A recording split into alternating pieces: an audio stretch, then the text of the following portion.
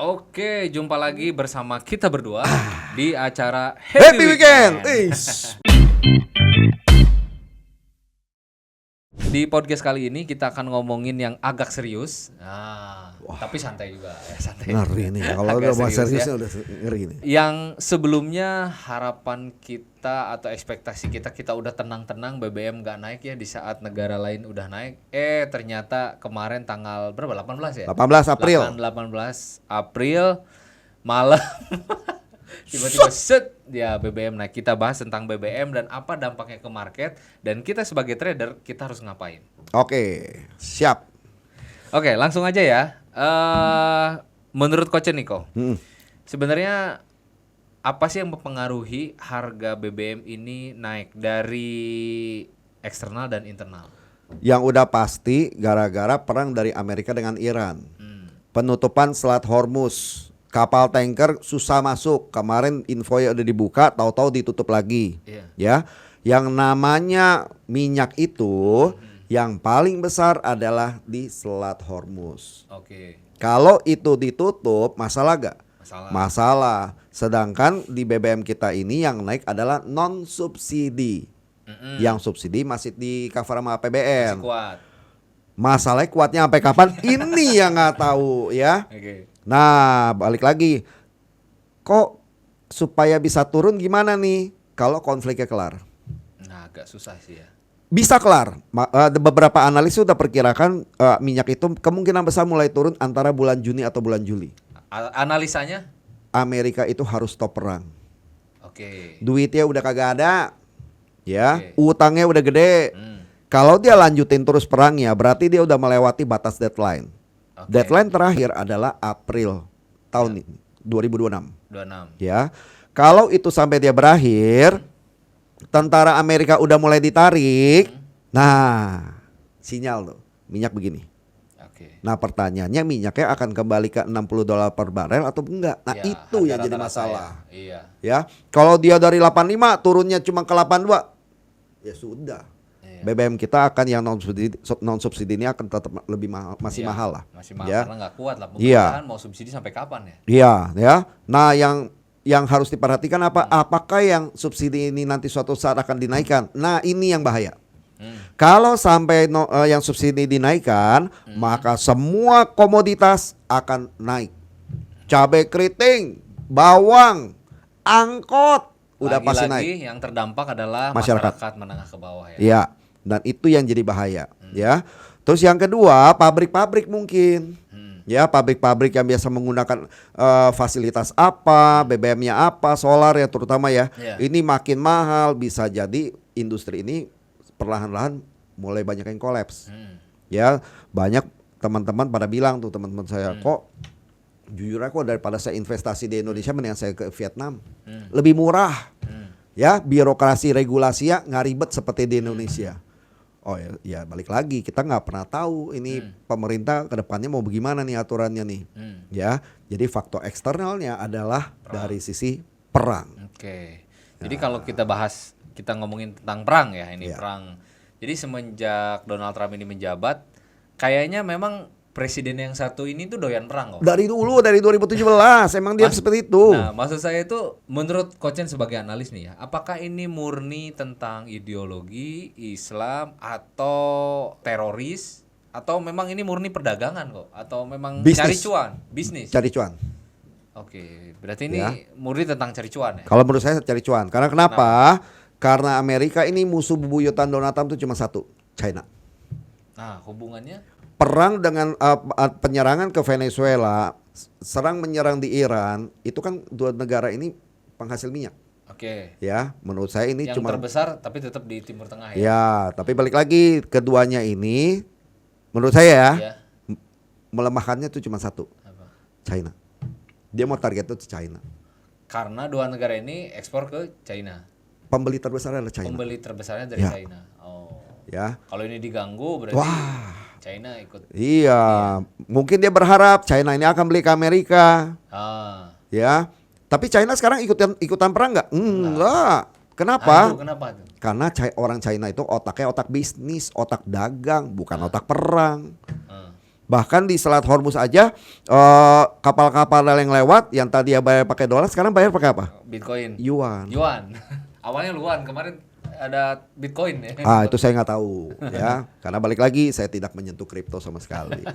Sempat ya kemarin teman-temannya ada ya berita bahwa Iran itu bikin gerbang tol pembayarannya itu pakai Bitcoin teman-teman ya kemarin biar tidak terdeteksi. Tapi kan sebelumnya pakai yuan ya. Yuan ya. Iya. Ya. Karena emang mereka ini temenan ya. Temenan. Iran sama China nih temenan. Rusia juga temenan kok. Ya? Tapi Rusia kenapa nggak ikutin bantuin? Karena Rusia ini lagi perang sama Ukraina. Dia nggak mau nambah masalah lagi. Iya. Dia kelarin ini dulu lah. Oke. Ya. Jadi itu ya teman-teman ya, kalau kita bicara tentang perang, jadi ini analisa Kochen ini murni tentang bisnis ya teman-teman ya. Bisnis. Jadi selama orang-orang di balik layarnya ini belum terpenuhi nafsunya untuk mendapatkan cuan dari ini, maka perang akan terus berlanjut. Serakah bro. Serakah ya. Kalau menurut saya serakah. Ya, tapi ngeri juga ya, maksudnya apakah dunia ini sistem kerjanya begini ya, untuk dapat cuan itu harus merugikan orang lain gitu? Ya moga-moga nggak seperti itu. Cuma yang saya lihat ya, dengan kepemimpinan Donald Trump ini masalahnya besar. Efeknya bukan cuma di Timur Tengah doang, termasuk di Asia. Ya. Nah, Donald Trump ini adalah seorang pebisnis, dia bukan politikus. Oke. Ya, namanya pebisnis, otaknya udah pasti cari cuan. Gimana pun caranya. Ya, Donald Trump kaya gak? Kaya. Ngapain dia cari perang sama orang lain? Dia lebih kaya. Nah, itu namanya serakah. Serakah ya. Nah itulah ya. Jadi kadang-kadang ya bedanya orang yang ambisius dan serakah itu ya teman-teman. Kalau ambisius itu mempentingkan kemaslahatan. Ya, ambisi iya, tapi tetap mementingkan kemaslahatan dan kebermanfaatan. Tapi kalau orang yang serakah, ya mereka akan tabrak batas-batas itu untuk mendapatkan keuntungan secara pribadi. Iya. Nah, itu tuh. Ini udah ada info juga nih. Kalau sampai tidak deal lagi dengan Iran, dia udah siap lempar bom. Dari ya kapal perang di situ kan masih pada merapat semua, bro. Oke. Ya, dia akan lempar bom. Iran. Ya. Langsung. Balik lagi, Selat Hormuz tuh punya siapa sih? Iran. Ya sudah, ngapain dia ikut campur? Oh iya sih. Dia mau kan take over. Blokade katanya ya. Dia blokade. Nah. Ya kan? Memang dia mau hajar begitu nggak bisa, itu kan punya Iran. Mau ngapain melanggar hukum internasional. Betul, ya. Mau ngapain? Makanya sekutu-sekutunya si Amerika kan udah pada marah. Ini gara-gara minyak nih naik gara-gara lu loh. Makanya ini perang terjadi karena kamu. Ya udah kamu selesaikan lah. Nah, jadi terjebak sekarang ya. Iya. Udah terjebak di situ sekutunya, masyarakat warga masyarakat Amerika udah demo. Ditambah duit udah kagak ada, utangnya gede. Maka dia harus stop. Menarik nih teman-teman. Nanti seperti apa nih langkah Donald Trump ya untuk mengakhiri ini, kan egonya tinggi banget ini dia. Kalau menurut saya sih ya, dia harus stop. Menurut saya dia akan stop. Suka nggak suka dia harus stop. Harus stop ya. Harus stop karena duitnya udah nggak ada. Iya. Tapi yang jadi target adalah setelah Iran. Iya. Cuba dan Greenland. Setelah Iran ya. Yeah. Wah, itu Cuba dan Greenland itu lebih ini lagi ya. Greenland nanti berarti sama Denmark. NATO ya, Denmark ya. Iya, terus yang ketiga perang tarif. Dia udah ngomong dia mau lanjutin lagi loh. Lanjut lagi perang. Lanjut lagi. Nah, udah tau lah ya gold bakal kemana. Udah.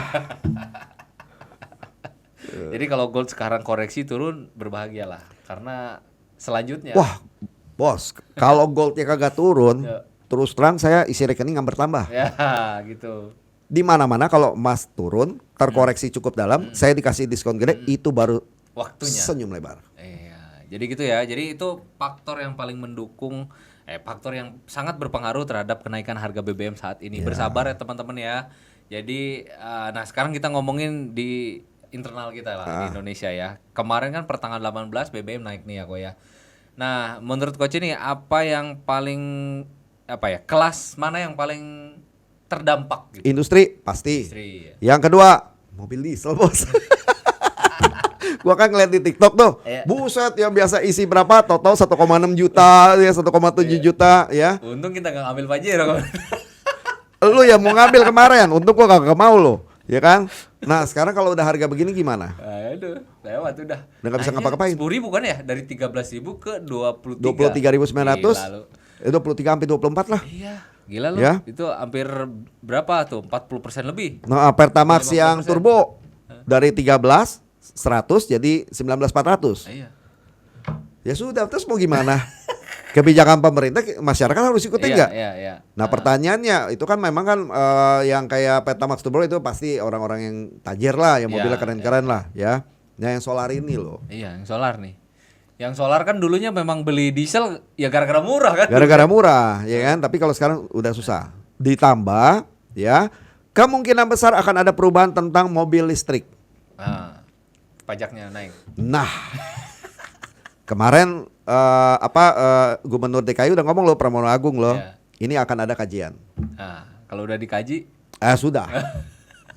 Apakah pajaknya akan sama seperti mobil bensin? Ya, Iya. kita nggak tahu, kita lihat aja nanti. kayaknya nggak ada. Mobil listrik Nggak jadi pindah. Kemarin ngajakin saya loh, ngajakin guys. Udah kok, ayo kita udah nanti dulu. Udah. Nah kok Ini ngeri banget ya soalnya apa ya, beritanya ini rubah-rubahnya tuh cepet banget gitu. Cepat banget. Cepet banget ya, penting banget. Nah gitu ya, jadi teman-teman, jadi ketika kita melihat BBM makin naik, ini kan ancaman yang paling nyata di depan mata itu kemungkinan besar adalah inflasi, betul ya? Pasti. Nah, menurut Kochen, gimana caranya kita sebagai masyarakat nih ya, masyarakat umum lah, yang income-nya mungkin ya nggak seberapa, masih di tengah-tengah range mungkin UMR mentok dikit lah ya gitu ya, untuk ngatasin ini semua kan ngeri kok. Nanti kan nasi goreng naik, Indomie naik gitu kan, ya kan? Yang biasanya kita 5.000 masih bisa. Gas 12 kilo sama 5,5 kilo udah naik loh. Nah itu udah naik, maksud bos. gua gimana nih menurut Kochen buat kita yang di kelas tersebut untuk menghadapi ini inflasi ini gimana? Oke, gitu? yang pertama, cash is the king. Oke. Ya, teman-teman hindarin yang namanya ambil KPR dulu lah. Oke. Ya, Utangan lah ya. utangan, pay later dulu itu dihindarin dulu, jangan nekat ya. Iya. Cash is the king. Yang kedua, ya, kalau sayur mateng jangan lupa kompornya matiin. Kok nggak boros, bos? Tapi zamannya dari dulu kalau perasaan contoh nih, saya masak Indomie pakai telur, udah mateng, Iya. pasti saya matiin.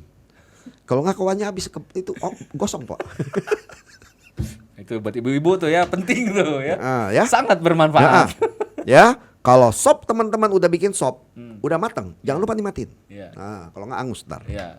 Oke. Yang ketiga, Dua aja cukup. dua aja cukup gitu. Dua aja cukup, jangan banyak. Ya, yang ketiga saya tambahin, mulailah berhemat ya teman-teman ya. Jadi prioritaskan kebutuhan kita Tapi itu. susah bos. Iya bisa lah. Kebanyakan kita nih ya, coba teman-teman komen deh, ya. Kebanyakan kita mau berhemat, malah semakin boros. Enggak, bener gak sih pengalaman teman-teman? Tapi ketika kita mulai ibaratnya, wah kita belanja seneng bahagia, duit tambah banyak. Duit itu hanya datang ke orang yang tenang Dan happy. Kalau orang yang sering berhemat terus, aduh mau makan nasi uduk, nggak jadi, kantongin, tambah stres. Ya itu ilmu langit ya teman-teman, matematisnya tetap lah ya. Jadi prioritaskan kebutuhan teman-teman ya. Pastilah. Jadi mana yang ibaratnya penting, mendesak, penting tapi nggak mendesak, mana yang nggak penting kita harus bisa pilih-pilih lah ya. Jadi jangan sampai yang pokok malah kita nggak ada tapi kita beli yang nggak penting dikumpulin gitu. Untuk saat ini ya kita sama-sama namanya tuh ikat pinggang kita eratkan dulu lah teman-teman ya, karena ini ancaman inflasi ini nyata. Dan jangan lupa Indonesia adalah negara satu-satu yang kuat menghadapi badai. Iya, apapun. Dari dulu. Iya, kenapa coba menurut kau? Karena Indonesia ini komoditas sumber daya tuh kuat banget. Cuma kita tinggal para pejabat ini aja nih. Iya, betul. Bisa kelola atau ada semakin banyak korupsi. Nah, kalau korupsi, waduh udah. Angkat tangan. Udah ya nggak bisa. Iya, jangan ujung-ujung masyarakat lagi yang salahin. Iya. Jangan. Betul ya. Ya itulah mentalitas yang harus diinikan ya. Mohon kepada para pejabat juga nih ya. Untuk saat ini janganlah korupsi lagi lah. Punten, bapak-bapak yang Kita lagi susah ini. yang diwakil rakyat, yang kita pilih semuanya, udahlah stop lah ya. Dijaga amanahnya. Nah gitu ya teman-teman ya. Jadi karena yang terdampak pada akhirnya yang paling susah itu ya masyarakat kecil kayak kita ini di bawah gitu ya. Untung gas melon kagak naik. Iya, apalagi tuh coba kalau gas melon naik, wah udah teriak semua itu kok. Mending Yakin. tarik demo Pak nanti yang ada. Iya, makanya. Terus kalau demo jalanan penuh sama demonstran, nah kita kerja gimana? Iya. Susah juga bos. Iyalah itu ya. Oke, ini yang terakhir yang menarik ya. Buat para trader kok kayak kita nih. Kita kan tiap hari cari cuan di market nih, cari peluang, cari ya sesuap Icip-icip dolar nasi, lah ya. icip-icip dolar segala macam. Di tengah gonjang-ganjing volatile market ini nggak stabil gitu ya, yang terdampak akibat perang, harga minyak gila-gilaan segala macam. Tentu kan ini akan berdampak nih ke market nih. Pasti. Strateginya gimana kok? Kalau saya pribadi dari dulu sampai sekarang 7 candle. Nice. 7 candle kemarin saya udah ubah SOP forbidden-nya. Oke. Setiap hari ada transaksi. Iya. Mau lihat gak hari ini? Boleh. Sebentar. Coba lihat kok. Jadi awalnya 7 candle itu kita ada SOP forbidden, nggak setiap hari Ada, transaksi nggak ya. setiap. Kalau sekarang itu Sudah. kita udah setiap hari transaksi. Kenapa? Minimal Iya. Satu kali ya. Satu Kenapa? kali transaksi. Kenapa saya Wis, mantap. putuskan untuk setiap hari antri? Karena faktor yang sekarang ini bergerak ada geopolitik. Mantap nih. Orang udah jarang liatin data ekonomi. Paling cuma satu data ekonomi yang diliatin inflasi. Iya. Inflasi bulan lalu aman-aman aja. Iya. Ya, ditambah nanti bulan Mei akan ada pergantian ketua Fed. Oke. Cukup segini. Mantap. Lihat sebulan. Coba sebulan ya. Sebulan lah. Seminggu. Wih. Mantap. Ada WD-nya. Wih, mantap. Ya. Keren kok. Keren. Jadi 7 Mantap. candle itu emang dari dulu sampai sekarang saya praktekkan. Ya. Nah, dalam waktu dekat saya akan mengadakan coffee talk langsung setiap pagi jam 8 pagi bersama teman-teman trader. Nah, itu boleh tuh teman-teman yang pengen ikutan juga lihat gimana strategi memanfaatkan peluang di era geopolitik yang nggak jelas, volatilitas yang seperti ini, tapi bisa tetap ya cuan nih seperti ini gitu ya. Nah, bisa ikutan. Jam 8 pagi analisa bareng, OP bareng. Nah, gitu ya. Oke, jadi strateginya salah satunya bisa menggunakan metode 7 candle ya. Jadi metode 7 candle ini memang sudah diuji sejak 2013 sampai dengan hari ini kita survive di segala medan market ya kan. Nah, ya. Bukan promosi tapi yang penasaran boleh teman-teman join. Ya, Oke. gitulah. Kembali ke topik BBM tadi ya. Jadi selain kita lihat ya di sektor-sektor usaha UMKM ya.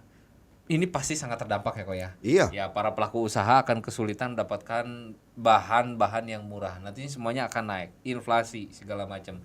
Nah, selain trading, kalau kita pengen berinvestasi di era geopolitik seperti ini ya, market yang nggak stabil ini. Misalnya kita mau investasi nih ya. Menurut Kochen kira-kira lebih baik nih kita yang punya dana lebih itu diinvestasikan kemana sih? Simpan. Simpen. Jangan dulu, ntar Dulu. dulu ya. Berarti tetap ya cash dulu. Cash is the king itu harus pegang dulu. Pegang dulu ya. Karena di geopolitiknya sampai akhir tahun menurut saya masih agak kurang jelas nih. Iya. Ya, nanti perang bisa di mana-mana, segala macam, konflik segala macam. Lebih baik pegang cash dulu. Iya itu, tapi kalau pegang cash inflasi kok. Ya mau nggak mau, kecuali satu harga emas turun. Oke. Kalau harga emas turun teman-teman udah mulai nabung di emas. Nah, bisa itu ya. Bisa ya. Itu aja sih yang saya lakukan sampai sekarang. Kalau disuruh buka ini, buka itu atau beli rumah untuk properti enggak dulu deh.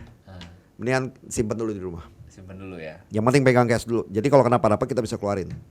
Oke. Karena itu sih yang liquid. Meskipun ya ancamannya tetap ada ya inflasi. Pasti ya, namanya inflasi itu setiap tahun pasti naik. Iya. Ya kalau model-model kayak saya yang udah berumur kan udah tahu. Dari dulu sampai sekarang inflasi itu pasti naik. Iya. Ya. Nah, makanya simpan duit di rumah ya. Nanti cari peluang dulu. Kalau sekarang peluangnya masih kurang bagus, tunggu nanti. Ketika nanti marketnya kita lihat ini peluang bagus, baru kita tembak.